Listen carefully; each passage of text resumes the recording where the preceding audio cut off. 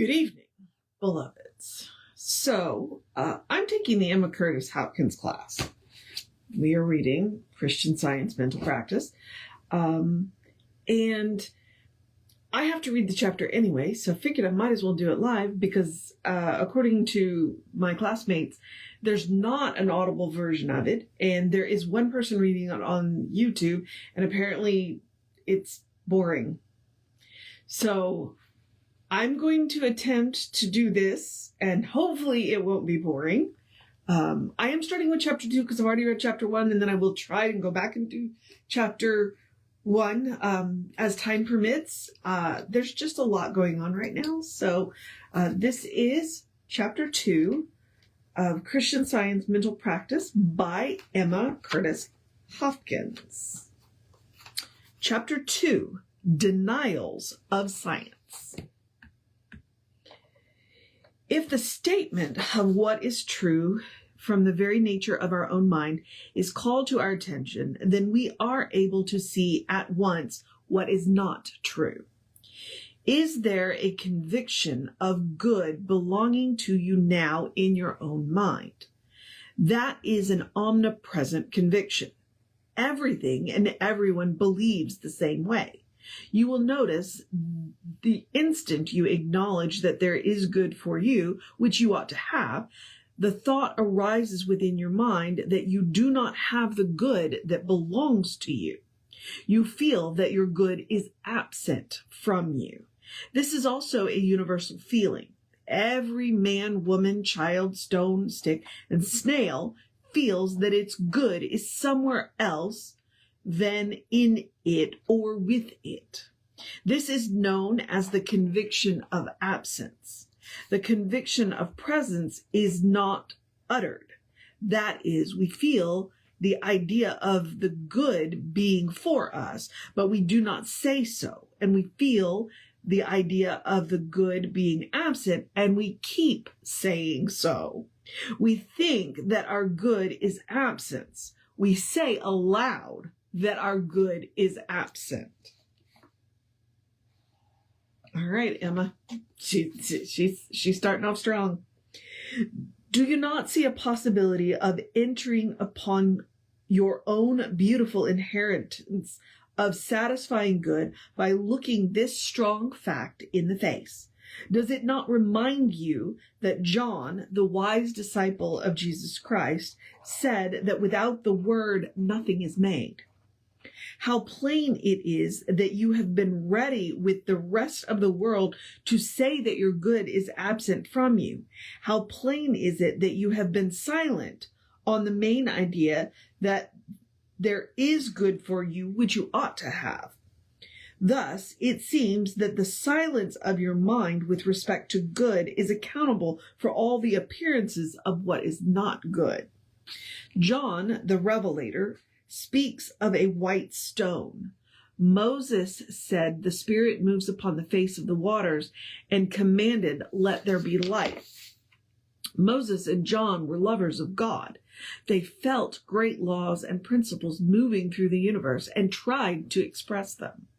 Moses did not always speak in symbols. He said to the people that the I am that I am spoke through him. He felt the good within himself speak.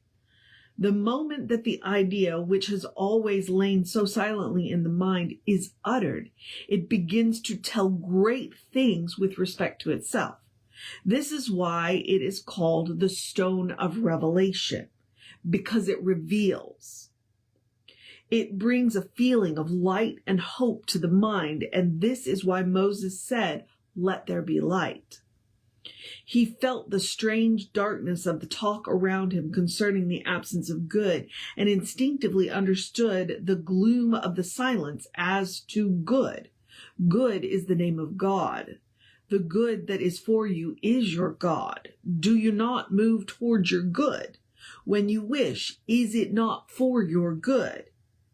Thus, you are governed by your good.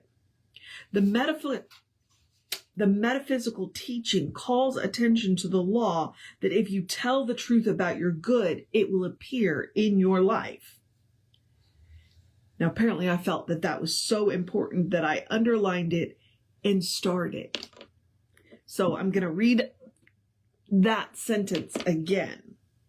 The metaphysical teaching calls attention to the law that if you tell the truth about your good, it will appear in your life. It is like speaking of the relation of the numbers in arithmetic until you see exactly how they work. Repeat the multiplication tables, and sometime along the way, if you have taken the steps before multiplication, you will see that it is a quick counting. If you simply repeat the tables at the dictation of another mind, you may have to work a long time to find how to add by the tables of multiplication. But taking the adding and multiplication together, it dawns upon you that what the after process means. The science of mind always runs by orderly steps in the same way. The first chapter of Genesis is the science of mind stated in the exact order of coming forth as power, as intelligence, as substance. The idea of the absence of good is plainly spoken enough. The idea of where the good must be and is, we are not talking about as a race. It is to the race mind that Moses addresses himself. John also speaks to the universal conviction of absence. I will tell you that between you and your good, which belongs to you, and which you ought to have, is your idea of the absence of good.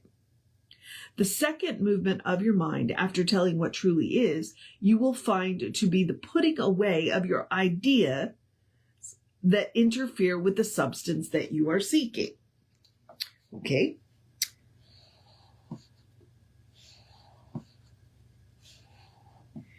That's another one that I thought was really, really important. Okay.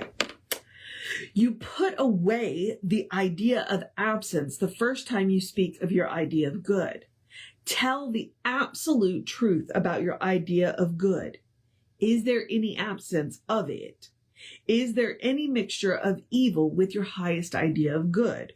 Where do you keep your idea of good? Do you hide it in your mind and never express it? How do you know how much light might break over you and brighten your life if you would let it come up from the hidden place in your mind, your perfect idea of good?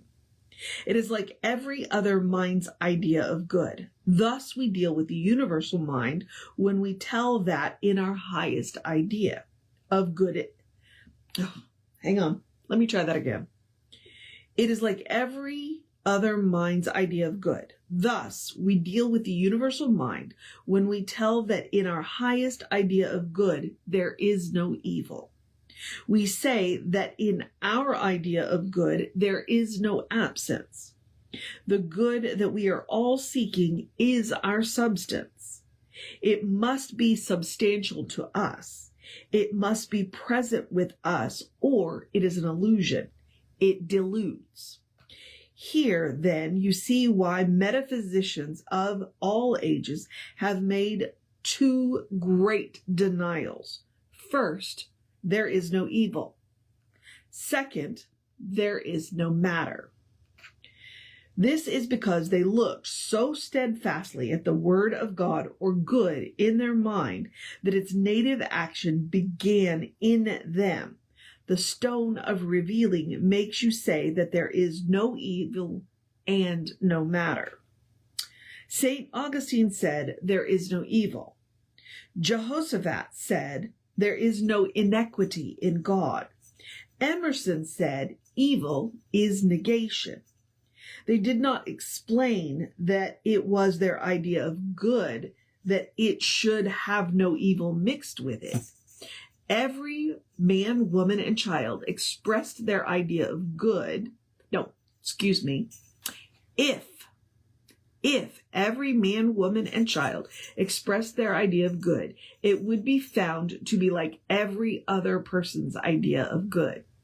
Spinoza said, I choose to know spirit rather than imagine matter.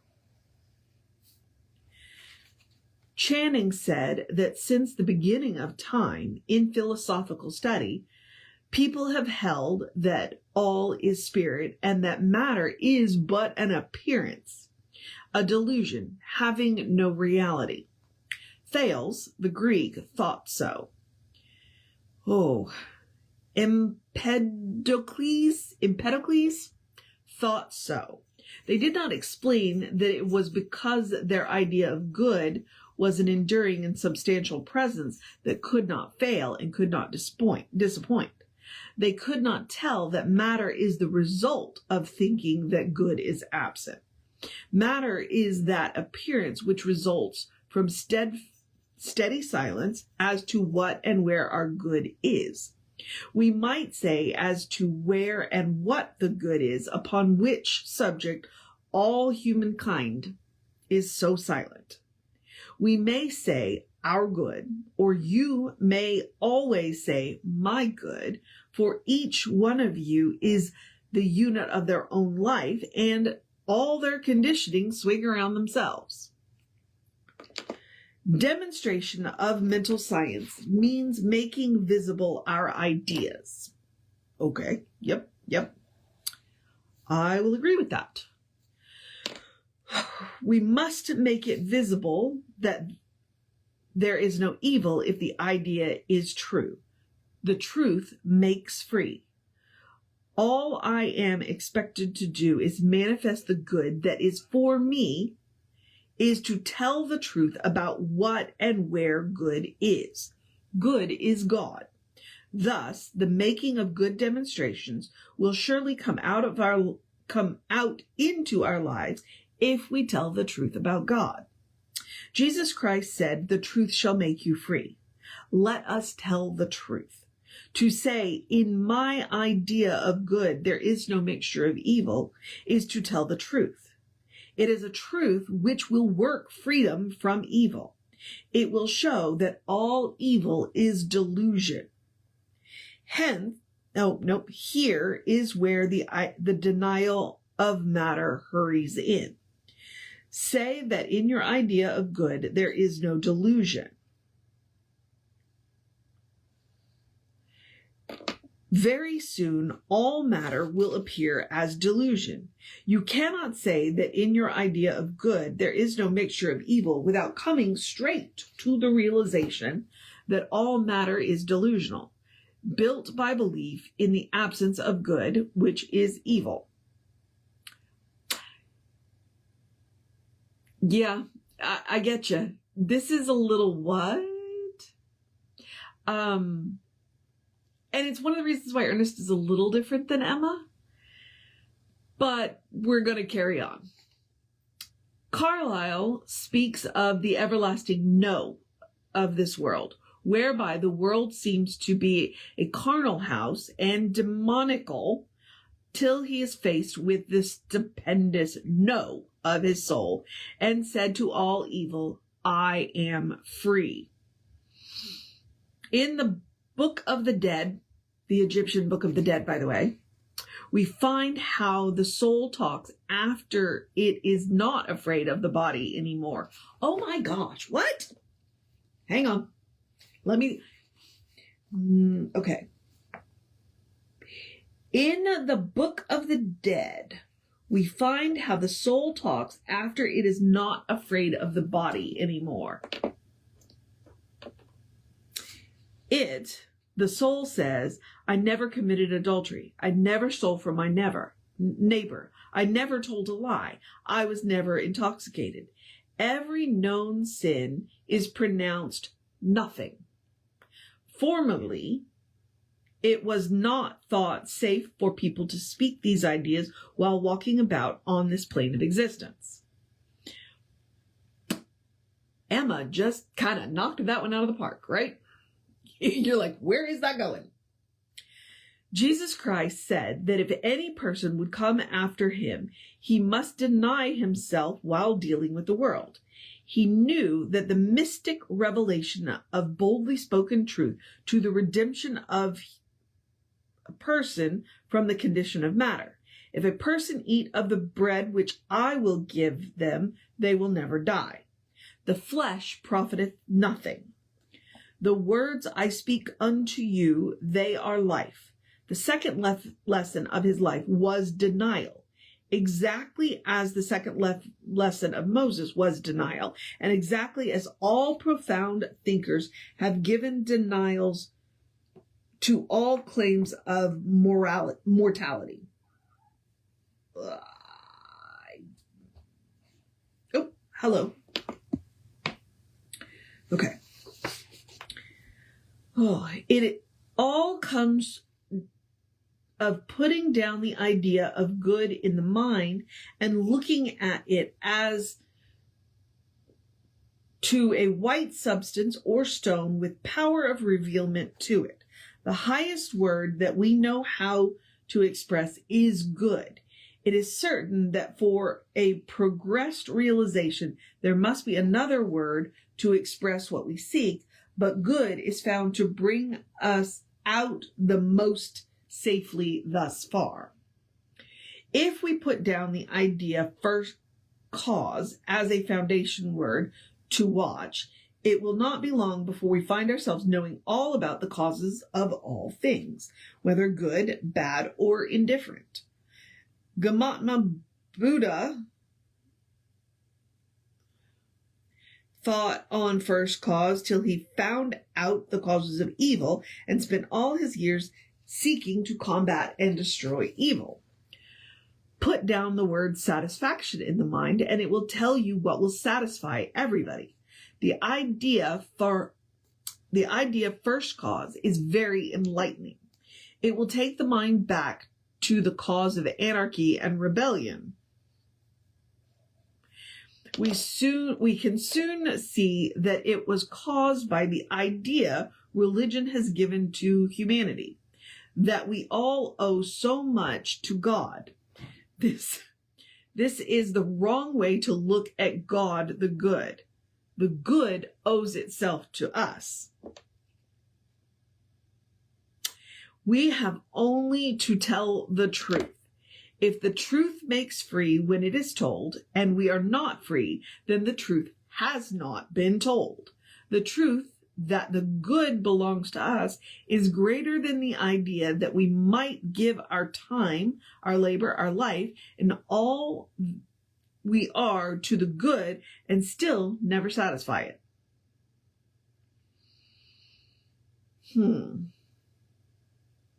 Okay.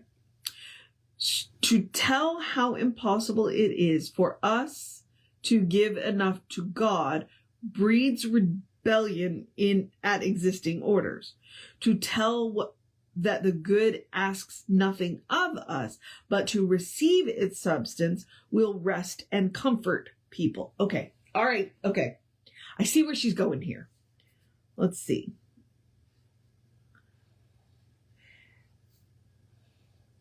Okay.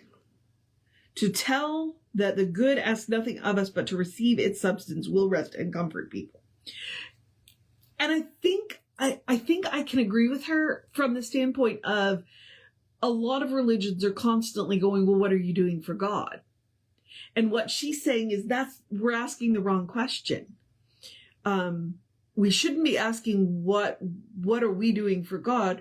We should be asking what is God doing, not for us, but through us. It's worth thinking about. Okay. Whew. But I see where she gets the idea of rest and comfort. Okay. The word satisfaction is a great word to use, but does not show forth as quickly as the word good. Good is the universal name of God. Satisfaction is not the universal name of God. In all sciences, we deal first with general principles applicable to all races and conditions alike, and then later we deal with particulars as applicable to special individuals. Thus, we hit upon the foundation rock of our convictions when we say that the good that is for me is my God.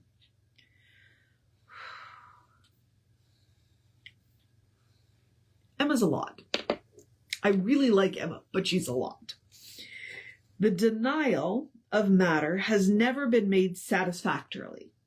Notice that all the metaphysicians have concluded that there is no reality to it. They have said that it is all the imagination of our mind. But what imagination is it that they have not concluded? Hang on, I'm going to reread that sentence because it didn't make sense. They have said that it is all the imagination of our mind, but what imagination it is, they have not concluded. To persistently declare that there is no matter will dissolve material conditions. It will cause a swelling to disappear if you look at it and say that there is no matter. Whatever of matter seems most real to us is the first to disappear when we deny matter. If money is something that you cling to and you say that there is no matter, it will begin to disappear. If friends in the body of flesh are your idols, they will get out of sight swiftly upon your putting forth the denial into your atmosphere. Such is the power of an idea held as truth. The denial of matter is the same as if you said that your omnipresent idea of God is the God of spirit. Thus, your God is spirit. Your idea of God must not be burdened with the transient and unreliable. Is she about to tell us that matter is transient and unreliable? I think so, but let's find out. Okay. Your idea of God must not be burdened with the transient and unreliable. Matter is transient and unreliable because the idea of good as absent is transient and unreliable. Sometimes the mind feels that its good is near, and sometimes that it is far off. So matter, which is the representation of the idea of absence, must sometimes bring you great darkness or void because of loss, or bring something that pleases you very near. The regularity of the seasons results from the periodic habit that all the race mind has of something feeling that its happiness or good is interfered with, and then feeling that its good is near and free again. So you're telling me that the earth rotates because we feel like our good is near and far? You gotta love Emma. Some people keep on the mental strain of feeling that they do not have anything that they want at all. They feel neglected, unloved, burdened nearly all of the time. It is such types of mind that make an external region of barrenness and cold. Let every such mind rise and refuse to hold the idea of absence as part of the way its good deals with it, and the cold regions would soon disappear. The statement that is my idea of good, there is no absence of good, compels me to say that in my idea of good, there is no evil. The statement that there is no delay in my idea of the way good comes to me compels me to say that there is no matter. Matter is all the hindrance we know. Spirit is free, untrammable, unhindered, irresistible. Matter is burdened, trammeled, limited, inert. The best way to make the two denials of unreality boldly. The best way is to make the two denials of unreality boldly. If you wish to help yourself, you can say, in my idea of good, there is no mixture of evil, therefore there is no evil. This is the bold first denial. How dare you say this? Because everybody and everything feels the same way about their idea of good, but never tells it.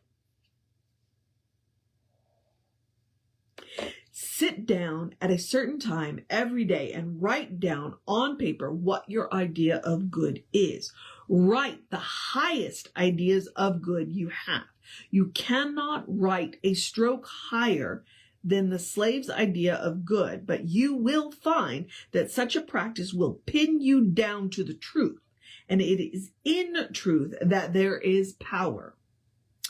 All the sacred books of the earth tell that God is truth and that truth is God. The bold second denial is that there is no matter, all is spirit. If you notice that you are opposed to any interference with your good, you can write it down that in your idea of good, there is no interference and there is no matter. If you will speak boldly that there is no matter, this will handle all of your affairs on a new basis. If you say all is spirit, nothing is matter, that is making a denial of matter. Every time you refuse to believe any statement, you are making a denial.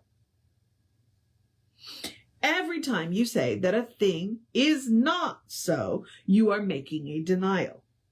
I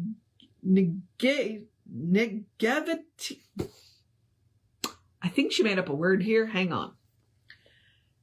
Negativing what is told you or what seems to be real but is not real is a denial. I regularly accuse Ernest of making up words. I'm now accusing Emma of making up words. Looking up from their deep thoughts, metaphysicians have declared that there is no life, substance, or intelligence in matter. They have affirmed that all life, all substance, all intelligence is spirit, and therefore there is no life in matter, no substance in matter, no intelligence in matter. Spirit occupies the place matter claims to occupy. Therefore, life occupies the place matter claims to occupy. In the spot where matter even seems to be a dead substance, the life of spirit is moving. Spirit is the substance where even the stones seem to be. Spirit is pure intelligence. There is no place where matter seems to be intelligence, is there? Wait, what? Hang on. Okay, spirit is pure intelligence. There is no place where matter seems to be intelligent, is there? Yet, there is no absence of life, substance, or intelligence. If the metaphysicians had said this rather than there is no life, substance, or intelligence in matter, they would have demonstrated life better than they have. For if life is spirit, never absent, why speak of no life? And if spirit is substance omnipotent, why speak of substance as no substance anywhere and the same of intelligence? It is a subtle agreement with absence on the part of metaphysicians to speak of intelligence as absence from anywhere. One reason why the substance of the metaphysicians has so often failed is because of saying there is no substance in matter. Yet that denial in particular cases is a very healing one. For instance, if a tumor claims to absorb the life of the body, it will disintegrate it to tell that there is no life in matter, as well as to tell that there is no matter. If darkness seems to act with an intelligence of its own, or if insanity carries on as if it had shrewdness, it is a claim of matter to be something and to have an intelligence of its own opposed to spirit. In such cases, you can see that it is wise to say that there is no life, substance, or intelligence in matter, as well as there is no matter whatsoever. The metaphysicians who have had their minds set upon healing disease, insanity, deformity, etc., have been successful in their work by using this denial. All right. I think I see where she's going here, but I'm not entirely clear. She's not saying that there's no matter. She's saying that when we deny matter, then we can make problems disappear and affect a healing. So she's saying that there is no matter. Yeah. It's something to think about. It's kind of like when Jessie says, we go to the place where nothing's ever been wrong. I think that's what she's doing with no matter here. Whew. In the second lesson on general principles, we are speaking entirely of certain revelations of our own mind, of the truth as they come forth from laying down the word good in the mind and making it express what controls and moves us and what we seek. Therefore, the third denial, there is no absence of life, substance, or intelligence in my idea of good.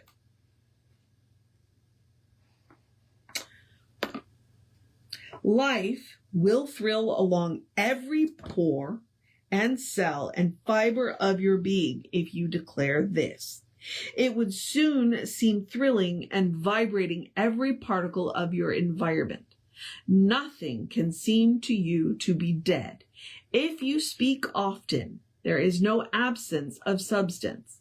It will not be long before you feel how unmixed with the miseries around you is your free spirit. No matter what people seem to be doing, they cannot draw you into their network. You live your free life in spirit as a substance of reality, quite separate from their delusions. All things take on an enduring substance in your sight. You feel supremely real. Life seems real.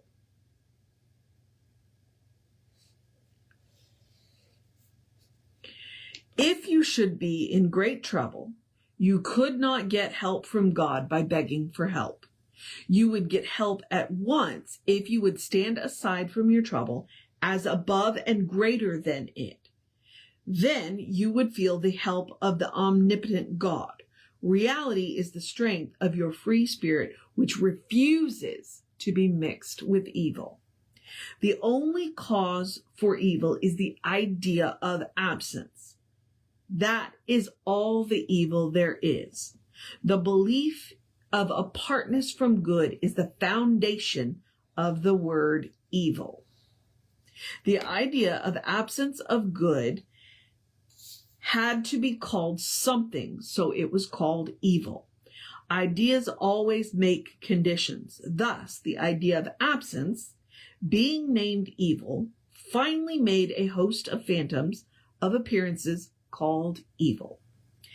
Ancient metaphysicians taught in their practice there is no apartness. They hit upon the most perfect denial that could be spoken. It covers all the ground of evil. It touches the causes of evil at its root. If this idea is persistently adhered to, it cannot fail to make a vacuum around you into which all good must come streaming to fill you with delight. The truth is that good is God, and God is omnipresent and omnipotent. Thus, the good is omnipresent. If the good is omnipresent, the evil is nowhere present, and there is no apartness. This is the reasoning. All reasoning has the effect of controlling the environment. Your whole life conditions change if you change your modes of reasoning.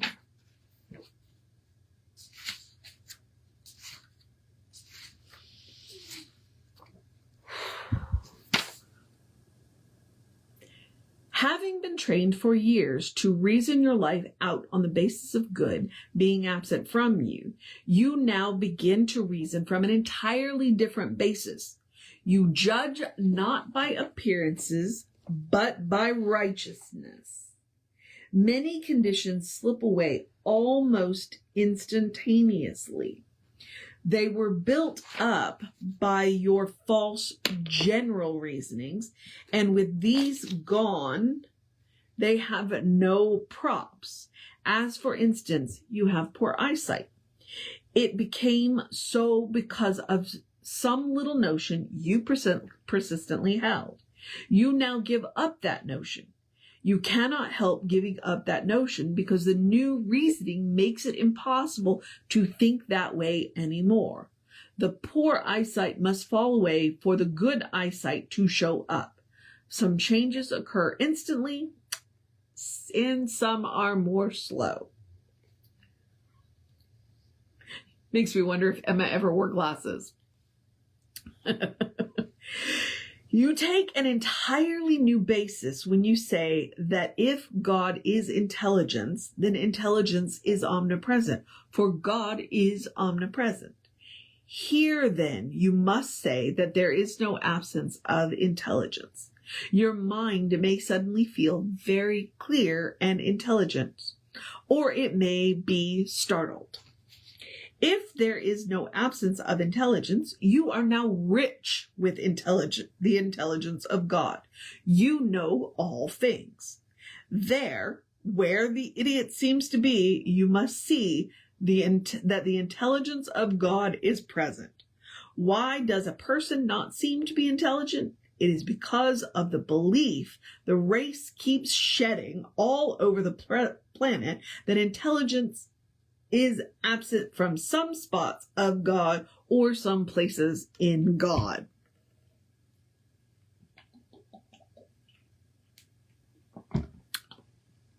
Okay. All right, Emma. When the metaphysicians say there is no life, substance, or intelligence in matter, they unconsciously intimate that there is matter, but it is empty. They do not mean this, and therefore have done some very good healing and restoration of judgment by using this denial. Others have become tangled in the very subtle statement and have never been able to do a single bit of healing by saying there is no life, substance, or intelligence in matter. They have believed in matter so strongly that the mention of the name made it seem present. At once, it seemed to have no life, and somebody they loved caught the effect of their saying there is no life in matter and gave up the appearance of life. Ooh, that's a heck of a... So, with substance and with intelligence, yet that third denial of metaphysics is perfectly correct, and in your use of it may do great works. If it tangles you at all, make the third denial in a simple speech as there is no absence of life, substance, or intelligence in the omnipresent good. Carlyle felt poor and lonely and incompetent. Hardly one on the face of the earth has not had these feelings. They come from the belief of being apart from God, apart from our good. Those who have met the feeling with a strong no have routed it out of their premises. Such feelings are the no to good. We meet them with the no to evil. Carlyle calls the meaning of the no to good with the no to evil the everlasting no. He was met so strongly that it seemed as if all nature told him that the universe was void of life, of purpose, of volition. It was one huge, dead, immeasurable steam engine rolling on its dead indifference to grind him limb from limb. All at once he entered his protest. His whole God-created nature rose and said, I am not thine, but free and forever hate thee. He felt that when he entered his protest against the power, he began his spiritual birth. He then began to be a man. even know what to do with that. I don't even know what to do with that. So I'm going to get a drink of water, and then we're going to move on. Oh, Emma's hard work. All evil is negation, said Emerson. Negation is nothingness. The reality of being is truth. With the truth, we set ourselves free from negations. Does it not seem as if matter were reality? Yet it is nothing. We speak of the truth, and the spiritual power we have rises in its divine substantiality, and every material thing becomes subject to it. Does it not seem as if there were absence of life in some things? Yet life is omnipresent. Does it not often seem as if intelligence were lacking? Yet perfect intelligence is omnipresence. Marked and wonderful changes in your life begin with your reasoning along this line. The fourth protest. Now, she's calling them protests instead of denials, but okay. The fourth protest we make against the claims of matter is to deny that sensation is a physical or mental experience. Sensation is faculty of the soul. Soul is God. Excuse you. God is spirit, mind. Thus, sensation is a mental process. As God is omnipresent, sensation is omnipresent good. For ages, metaphysicians have called the fourth denial of metaphysics the denial of sensation. But sensation is sight, hearing, tasting, smelling, touching. God is your sight. Therefore, you cannot lose your sight. God is your hearing. Therefore, you cannot lose your hearing. God is your skill in every faculty. Therefore, you cannot lose any faculty or the skill of any faculty. The main idea of denying sensation was to get rid of the sensations of pain to which humankind are subject. Okay.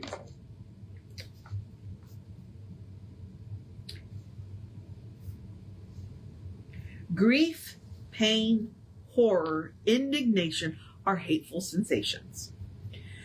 Had life been all delight, all pleasure, nobody would have chosen to deny sensation. Many, with their minds set upon sensation as painful or ending in pain, have cured pain in patients by repeating over and over the statement, there is no sensation in matter. If they had trained their mind to the high truth that there is nothing to hate, they would never have come to the position where they met pain or grief or indignation or any of the hateful sensations, which all stand for the universal claim that good in the way of sensation is absent. If good is not absent, then sensation of good is never absent. At thy right hand are pleasures forevermore. With thee is fullness of joy. Thus, the protest against the absence of good as joy should not be that there is no sensation, but there is nothing to hate. The race mind is exactly like your mind in its willingness to make all the protests of metaphysics. It is ready to see that a course of good reasoning will bring out a happy life if a course of wrong reasoning will bring out sickness and misery. The Roman Emperor Claudius kept exclaiming continually, "What do you take me for, a fool?" The idea that others were not regarding him well finally affected him, so that he lost his memory and did indeed appear foolish. People often speak of how little they know, and finally, others think so too. You know, you kind of get the feeling that Emma's really buttoned up and strict, you know, and then she makes cheeky little statements like that.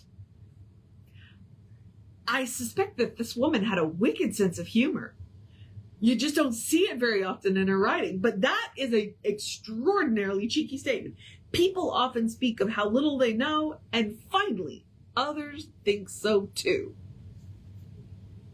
Excuse you, Emma Curtis Hopkins. Socrates said that men act wrongly because they form erroneous judgments. When they learn right judgments, they will act wisely and well. Nothing straightens out the mind like looking all the claims of evil boldly in the face with uplifted conviction that there is nothing but good, telling all things that there is one substance, and that is spirit, only one life, and that is God, only one mind, and that is God. There are 5 denials corresponding to the 5 senses. All 5 might be used faithfully and not bring to pass the right state of mind.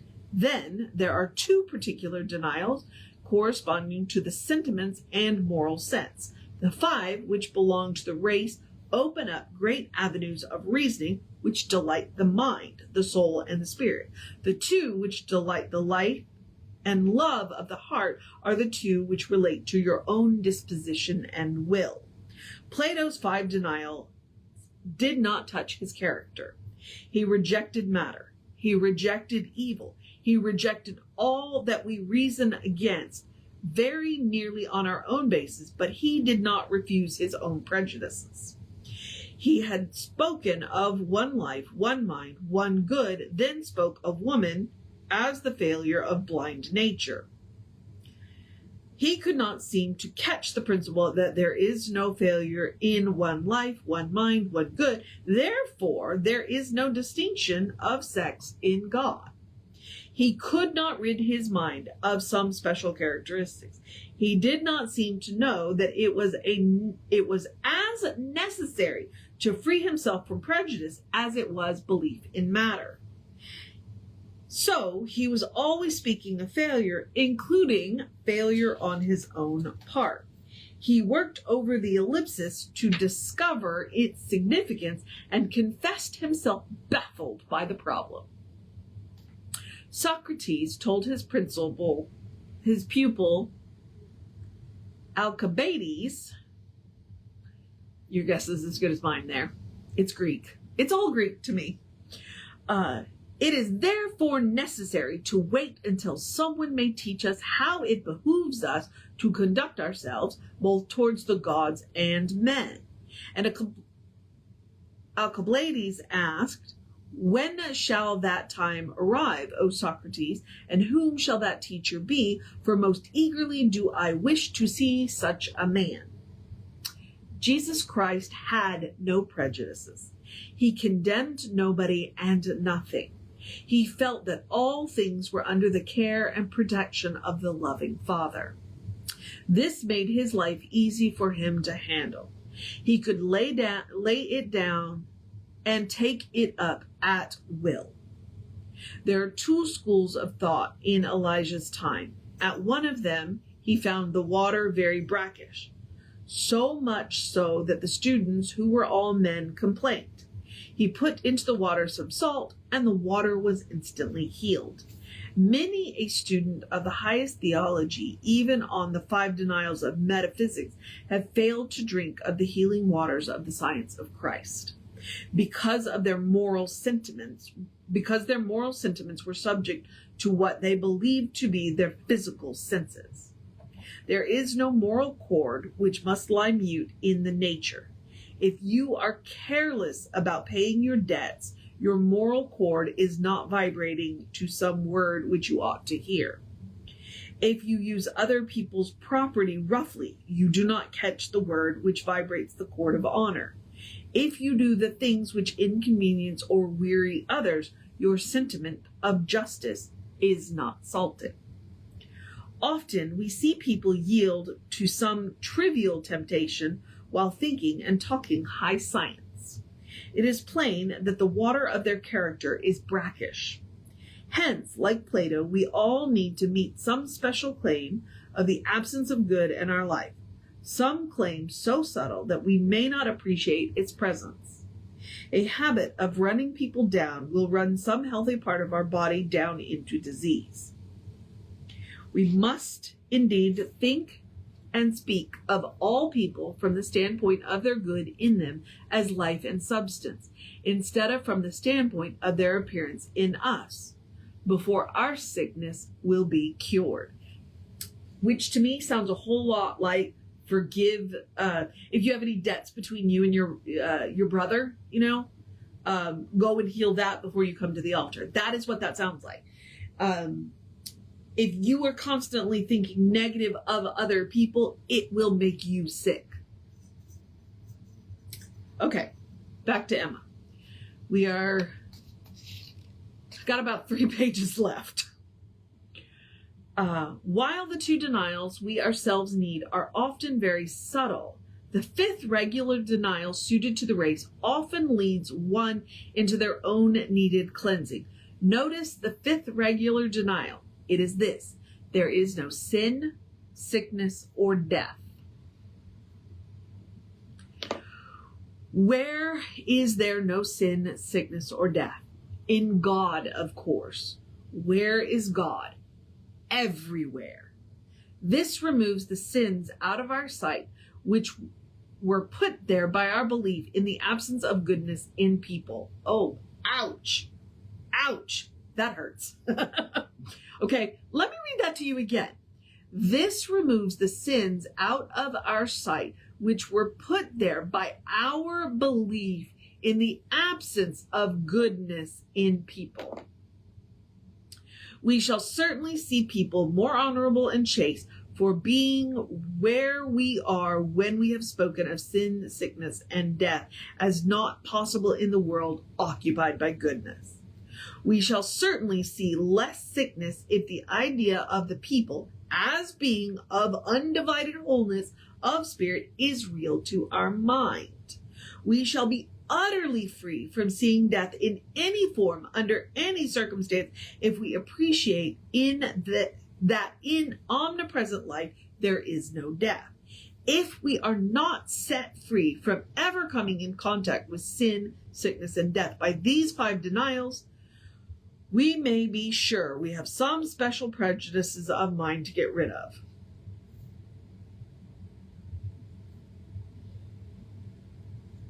Hence, it is well to devote one morning every week to reasoning out why we are, in spirit and in truth, free from these errors. Carlyle dates his new birth from such a denial of all that held him in bondage. You must know that sin, sickness, and death have been very real to him, that therefore he went through all these pains of consequences of believing that the good that belonged to him were absent from him. We can generally point to the very strong idea of men that certain good is absent from them when we see how miserably sick or poor they are. It is the same with ourselves. Let us reason with the Almighty as Job did. He was accused of wickedness as the reason for his bodily ill. He made the grandest protest that has ever been made in the world. Thou knowest I am not wicked. Thine hand have made me and fashioned me. This healed him. It restored his good. Paul said that we should have a reason for the hope that is in us. There is a reason why we ought to be well, intelligent, blessed, happy, blessedly happy always. Using that reasoning, we come into close touch with our health, wisdom, and prosperity. John the Revelator saw the second stone of the temple as sapphire. This is wisdom. It is peace and health. Moses saw the second state of mind as light, brought to us by the Spirit of God. The Spirit of God is the word of truth. We are building the temple of our own character. If we take the first lesson of truth according to the Spirit, we lay in Zion the foundation of jasper, which is the diamond, irresistible in beauty and brightness and purity. If we take the second lesson of spiritual truth, we lay the sapphire stone of our character. Our peace and wisdom are set free. The second lesson of truth gives the reason why. 1, there is no evil. 2, there is no matter. 3, there is no absence of life, substance, or intelligence. 4, there is nothing to hate. 5, there is no sin, sickness, or death. The reasoning of Job cover all the ground of why we may declare against those personal characteristics which make up our hardships in life. Thou knowest that I am not wicked. Thine hands have made me and fashioned me.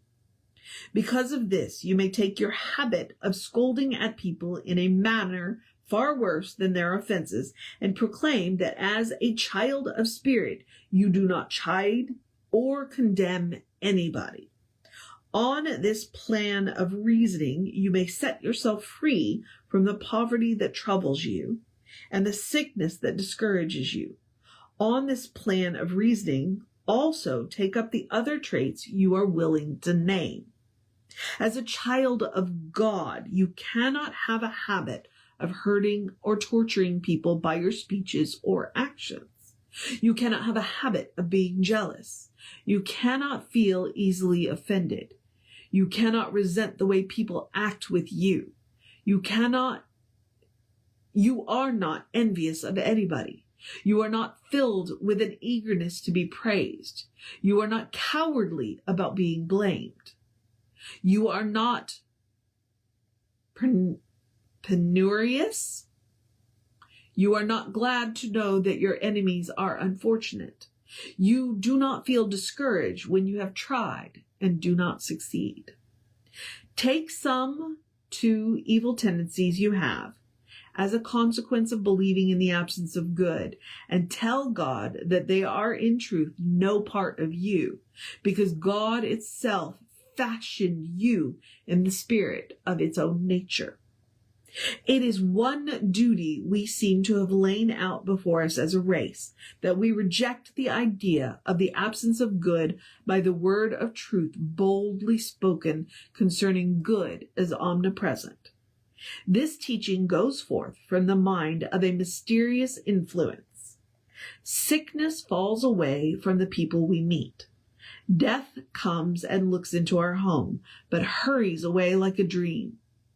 Sin falls from the character of our neighbors, and they do not seem the name to us anymore. Our own sickness soon sinks into the sands of nowhere. Try the denials of metaphysical reasoning and see if you do not feel a new freedom.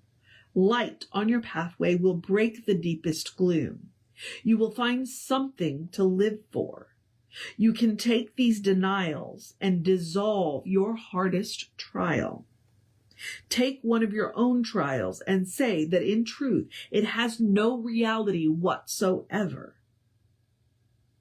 Say that as God fashioned you out of its own goodness, you have never had any trait of character which could result in the absence of good.